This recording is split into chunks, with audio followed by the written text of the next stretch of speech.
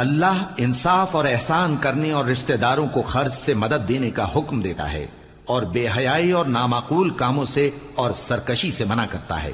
और तुम्हें नसीहत करता है ताकि तुम याद रखो। और जब अल्लाह से अहद करो तो उसको पूरा करो, और जब पक्की कस्में खाओ तो उनको मत तोड़ो कि तुम अल्लाह को अपना जामिन मुकर्रर कर चुके हो,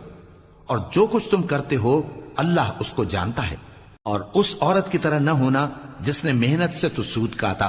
फिर उसको तोड़कर टुकड़े टुकड़े कर डाला,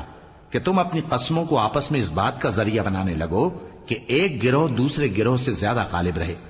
बात यह है कि अल्लाह तुम्हें इससे आजमाता है, और जिन बातों में तुम इख्तिलाफ करते हो क़यामत के दिन उसकी हकीकत तुम पर जाहिर कर देगा। और अगर अल्लाह चाहता तो तुम सबको एक ही जमात बना देता, लेकिन वो जिसे चाहता है गुमराह रहने देता है और जिसे चाहता है हिदायत देता है। और जो अमल तुम करते हो उस दिन उनके बारे में तुम